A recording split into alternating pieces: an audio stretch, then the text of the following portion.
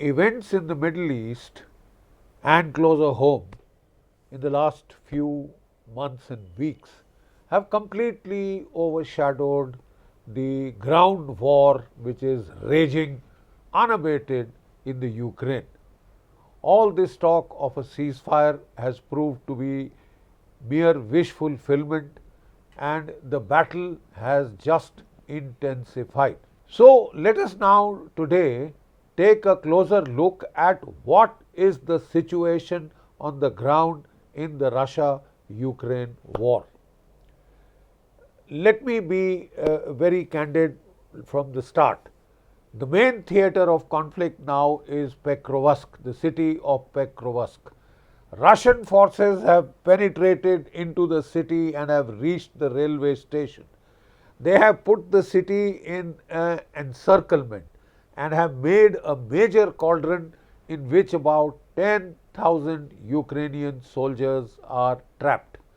The Russians are steadily closing in the mouth of this cauldron. This could happen in about another 7 to 10 days at the most. And when that happens, 10,000 Ukrainian troops would be hopelessly trapped. Their options would be just two: either to fight and die or to try and break out towards the depth areas. Recently, we found that instead of fighting and dying, the Ukrainian soldiers have been adopting the second option of try to break out in bits and pieces and try and survive to fight another day. It's not very clear if with their drone superiority the Russians will allow very many to get away. The second pocket is in the area of Sukina. This is northeast of Petrovsk. Here the special forces of the Ukrainian army, a number of Azov battalion and other special forces units had launched a major counter-attack. The counter-attack failed and about 3 to 5,000 of these special forces are trapped in this second cauldron or this second pocket, which could also fall in the coming days, weeks. Then comes the city of Kramatorsk. The Russian forces have entered this city, and once the major fighting starts, this could be encircled and could fall within maximum 1 to 2 months. The final line of defenses left in the Donbas is the Sloviansk-Kramatorsk line, right? The line of the Slovian-Kramatorsk line is the final defense line in the Donetsk province. Let's not forget that almost 70 to 80% of Donetsk has already been captured. All this fierce fighting is going on for the last 20% of Donetsk. With that, 98% of Luhansk has been captured, Donetsk 80% captured, 20% fighting still on, and Crimea firmly in Russian hands, land bridge to Crimea secured. The Russians will have achieved the objectives of their special military operation maximum by January next year. This is the campaign season, then there will be the season of mud, and then the snows will come. But the snows have always been beneficial for the Russians. They have managed to make most of their breakthroughs traditionally, historically, even in the snow season. So the Russians are throwing in their all into this fight. The aim of the Russian military offensive, apart from the geographical areas that they wish to secure, and that is their entire claim lines for which they had started this conflict. They wanted to free all Russian speaking areas of Ukraine, so that they create a buffer zone between Ukraine and Russia proper.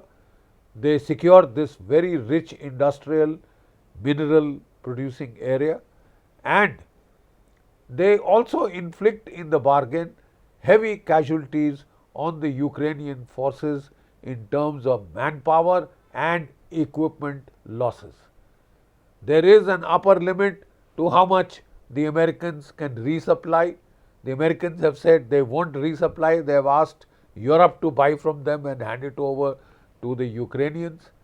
Everybody is keen to make Ukraine fight to the last man, last round, to fight to the last Ukrainian. Nobody wants to put boots on the ground. So far, Zelenskyy was crowing that he was so tough, he was so good that he would fight on behalf of the rest of the West, right? But I think it is proving to be an increasingly hollow boast. It is Ukraine that is running desperately short of manpower. It is Ukraine which is recruiting men over 60 and teenagers 16, 17, 18 from the streets of their towns and cities, press ganging them and throwing them into the battle. Last year, the Russians and the Ukrainians started an exchange of dead bodies. Now, this exchange has continued right throughout 2025, right? And the figures that have been exchanged are very telling. There is a lot of propaganda, there is a lot of bullshit that is being thrown at us. If we believe the Europeans, if we believe the self-serving narratives of United Kingdom, France, Germany, etc., the Russian economy is on the brink of collapse. The Russian army is on the brink of collapse. Supposedly, they are recruiting men over 60, press ganging men over 60, and they are at the end of their tether. If we continue the war just for a little more, the Russian economy will collapse. Now, please don't forget, this is what we were told when the war started. The Russian economy will collapse. It is collapsing, going, gone. The fact on the ground, the counterfactual is that instead of collapsing, the Russian economy has grown stronger. So we were told that it is only because India and China have been buying Russian oil, so that has kept the economy from collapse, and we twist the tail of India, we twist the tail of China, we force them to stop buying Russian oil, and the Russian collapse will be complete. I don't think it's as simple as all that. We have been fed that story before. In fact, the West is on a completely self-serving, delusional narrative. And this delusional narrative is proved by the figures of the dead bodies that have been exchanged between Russia and Ukraine. Let me point out some figures from the monthly exchange of dead bodies that has happened in 2025. In June 25, 1,245 Ukrainian bodies were exchanged for 48 Russian dead bodies. In September 25, just as a sample, 1,000 Ukrainian dead bodies were exchanged for 24 Russian bodies. The ratio of dead between Ukrainians and Russians is almost 40:1.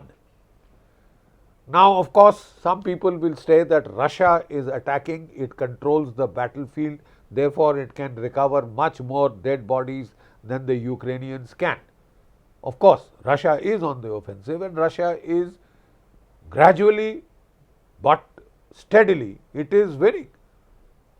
But the simple fact is that despite the fact that the Russians are on the offensive, and in the offensive you tend to suffer more casualties because of the heavy advantages in firepower, missile power, artillery firepower and drones, the Russians are inflicting 30 to 40 times more casualties on the Ukrainians than the Ukrainians can manage. So, the Russian design is quite clear. They had said they wanted to liberate the Russian speaking areas of Ukraine, they have done so. They wanted to create a land bridge to Crimea. They have done so. Crimea is secure. So, all their initial objectives of the special military operations have been met. The minimal objectives of the special SMO, special military operations, have been achieved. It is just the last 20% of Donetsk for which the grim fight is on. But the Russian strategy seems to be not just to secure geographical objectives, but in doing so, inflict severe losses, manpower and equipment losses on the Ukrainians to a degree that the West can't resupply, can't make up. Look, in pure terms of military industrial mobilization, Russia has mobilized its wartime economy. It is able to churn out tanks, guns, missiles, drones at 10 to 20 times what can be achieved, what has been achieved so far by the American military industrial complex and the European military industrial complex combined. You know, in a year they can't produce the amount of artillery ammunition that Russia is churning out in just 1 month.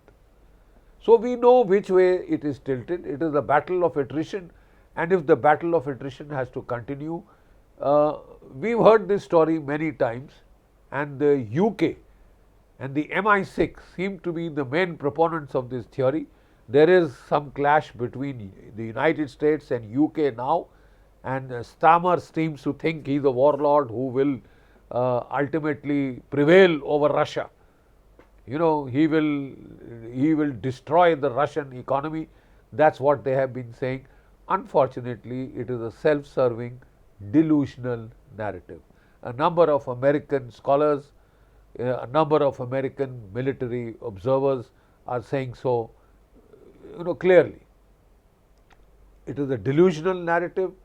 It is going to cause them great deal of harm. The Russian endgame seems to be reaching. Yes, Ukraine occasionally launches drone strikes. Bulk of the drones, 90% plus, are always shot down, but some do get through, and in terms of optics, it makes for very good television screen viewing material, but in terms of actual effect it will have on the outcome of the war, it is absolutely ephemeral.